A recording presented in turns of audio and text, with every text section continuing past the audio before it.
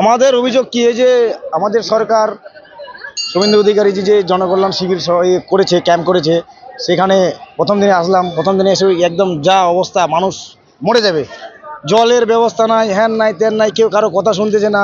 একটা সাধারণ মানুষ যে আসছে, তাদের পরিষেবা দেওয়া হবে, পরিষেবাটা ঠিক মতো তারা যদি পরিষেবা না পায়, এই যে ব্লক লেভেলের যে দায়িত্বে আছে, যারা যে স্টাফরা আছে, ও দেখা দিচ্ছে ওখানে সাধারণ মানুষ তো এদিক দিক করতে করতে ক্লান্ত হয়ে বাড়ি চলে যাচ্ছে, কোনো কাজই হচ্ছে না। তাহলে এইভাবে শিবির করে মনে হচ্ছে কার গাফলতি মনে করছেন আপনারা? আমরা তো বিডিও অফিসকেই বলবো, যদি ব্লক ডিপার্টমেন্ট যে দায়িত্বে আছে।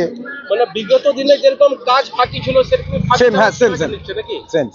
আচ্ছা, মানে যে একটা যে পরিবর্তনের যে হাওয়া আসছে, কিন্তু পরিবর্তন শিবিরে হচ্ছে না।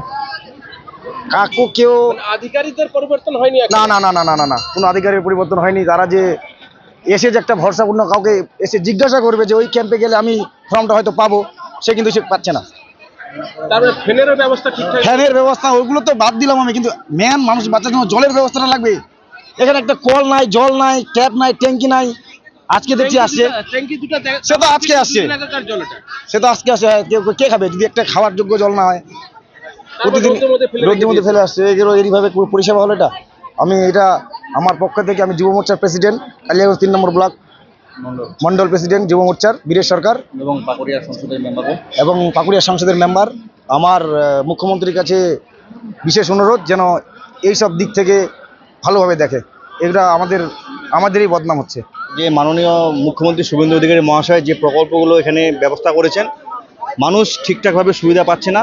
এতে পুরোপুরি ব্লক লেভেলের যে বিভিন্ন আধিকারিক আছে, সেই আধিকারিকদের গাফিলতি, এবং বিডিও সাহেব এই যে শিবিরটা হচ্ছে, এই শিবিরে একদম পুরোপুরি সরকারের যে বদনাম, সেই সরকারের বদনামটা করার জন্য এইসব এরকম করছেন। আজকে ভিডিওতে দেখা যাচ্ছে বিডিও সাহেব আজকে একবারের জন্য এসেছিলেন, কিন্তু তারপরে আর বিডিও সাহেবকে আমরা খুঁজে পাইনি। মানে বলতে গেলে বিডিও সাহেব নাই এই ক্যাম্পের সঙ্গে নেই। রিসিভ দেওয়া হচ্ছে না, হ্যাঁ, রিসিভ দেওয়া হচ্ছে না, সবচেয়ে বড় সমস্যা। আর সবচেয়ে আজকে যেটা প্রবলেম, আজকে যেটা দেখতে পেলাম আমাদের যে তপশিলি বন্ধু আর জয় জোহার, যে SC STর জন্য যে বয়স্ক ভাতা যে ফর্মটা দেওয়া হচ্ছে, সেটাতে state pension commission state pension scheme, সেই ফর্মটা আমাদের ছিল। কিন্তু দেখা যাচ্ছে আজকে জয় বাংলা স্কিমের যে ফর্মটা, সেই ফর্মটা দেওয়া হচ্ছে। এটা কিন্তু একদম মানা যাচ্ছে না, এই ফর্মটা হবে না। পুরোপুরি আমাদের স্টেট এই ফর্মটা এখন কোথা থেকে এসছে, নিশ্চয়ই বিডিও অফিস থেকে এসছে, কোথা থেকে যার দায়িত্বে আছে সেখান থেকে ফর্মটা এসছে। পুরোপুরি আমাদের মাননীয় মুখ্যমন্ত্রী শুভেন্দু অধিকারী মহাশয়ের যে এই যে জনকল্যাণ যে শিবির, এই জনকল্যাণ শিবিরের যে বিভিন্ন প্রকল্প, সরকারকে পুরোপুরি বদনাম করার জন্য এসব করা হচ্ছে। এই নিয়ে আপনারা কি চাইছেন? তাদেরকে শাস্তির দাবি করবেন আধিকারিকরা? আমরা এটা নিয়ে আমাদের যে প্রধান ম্যাডাম আছে, প্রধান ম্যাডামকে জানিয়েছি। এখন প্রধান ম্যাডাম বিডিও সাহেবের সঙ্গে কথা বলে ব্যাপারটা একটু দেখার চেষ্টা করবেন। আমার নাম সুজন সরকার, আমি 3 নং মন্ডল যুব মোর্চার ভাইস প্রেসিডেন্ট এবং সিংতোর সংসদের মেম্বার।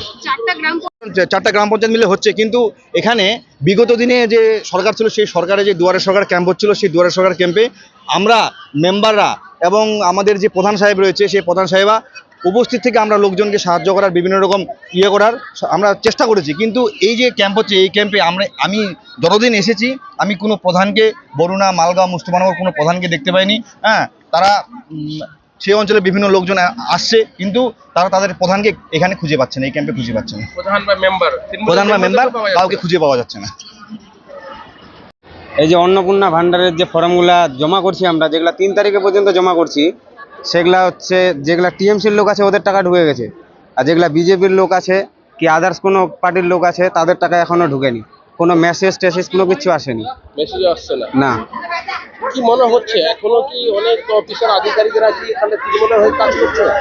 সেটা তো মানে ভাবনা চিন্তা থেকে বোঝাই যাচ্ছে যে কিছু মানে টিএমসির বা অন্য কোনো পার্টির হয়ে কাজ করতেছে। কেমন অভিযোগ পাচ্ছেন অন্নপূর্ণা ভান্ডার নিয়ে? আমার অন্নপূর্ণা ভান্ডার নিয়ে যে অভিযোগ, যারা 2 বা 3 তারিখে ফর্ম জমা করছে, আজ অবধি হয়তো বেশিরভাগই লোকের আমি দেখতেছি কোনো ফর্ম হয়তো এখনও অনলাইন ওখানে ওরা করেনি, কারো অ্যাকাউন্টে টাকাও ঢুকেনি। 2-1 জন প্রথম দিন যেগুলো করেছে, ওইগুলা কারো হয়তো ফর্ম ঠিক মতো নেয়নি, তাদের অ্যাকাউন্টে টাকা ঢোকাই দিয়েছে। কিন্তু যারা 2 তারিখ বা 3 তারিখে ফর্ম জমা করছে, এখনও পর্যন্ত কারো অ্যাকাউন্টে টাকা ঢুকেনি। কি মনে হচ্ছে সঠিকভাবে কি online আমার মনে হচ্ছে হচ্ছে? সঠিকভাবে যেটা পরিষ্কার আমার মনে হচ্ছে অনলাইনে ঠিকমতো ওখানে কাজ করতেছে না বোধহয়। আর আমার মনে হচ্ছে যেগুলো আছে আমাদের এই সরকারের বদনাম করার জন্যই ওরা এই কাজগুলো করে যাচ্ছে বিডিও অফিস থেকে। জমা দিয়েছেন? হ্যাঁ দিচ্ছি, 2 তারিখে দিচ্ছি তো পাই নাই। ফর্ম জমা হয়ে গেছে? হ্যাঁ হয়ে গেছে। টাকা পাননি? না পাই নাই। কবে জমা দিয়েছিলেন? 2 তারিখে কি বলছে? বলছে যে হবে। কোনো মেসেজ পাইছেন? মেসেজ দেয় নাই তো। মেসেজে ঢুকেনি? না, না। কিছু না? না, আপনি কি তৃণমূল করেন না বিজেপি করেন? এবার তো বিজেপি করছি।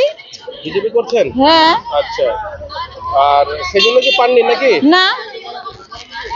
ফর্ম ফিল আপ করেছেন? হ্যাঁ করেছি। টাকা পেলেন? না, পাননি? না, না। কি বলছে? কি বলছে এক এক সময় একটা কথা বলতেছে, বলে 12 পাতার বলে ফর্ম করতে হবে, ফিল আপ করতে হবে। অফলাইনে করছি, অনলাইনে করছি, কিন্তু টাকা ঢোকেনি এখন। হ্যাঁ হ্যাঁ আপনি কি বিজেপি করেন? হ্যাঁ করেন। বিজেপি। তারপরে ঢুকেনি? না না না ঢুকেনি। ঢুকেনি? না। কবে আবেদন করেছিলেন? আমি 4 তারিখে অফলাইনে করছি, তারপরে অনলাইনে আর কি কত তারিখে করছি মনে নাই আর কি। টাকা ঢুকছে? না ঢুকে নাই। কবে জমা করেছিলেন? আগে 5 তারিখে জমা করছিলাম, আচ্ছা। 5 তারিখে তো ঢুকে নাই, আবার অনলাইন করতে হলো। আগে অঞ্চলে জমা দিলাম, অঞ্চলে জমা দিয়ে তো কাজ হয় নাই, আবার অনলাইন করতে হবে, অনলাইন করলাম, তাও তো ঢুকে নাই এখনো।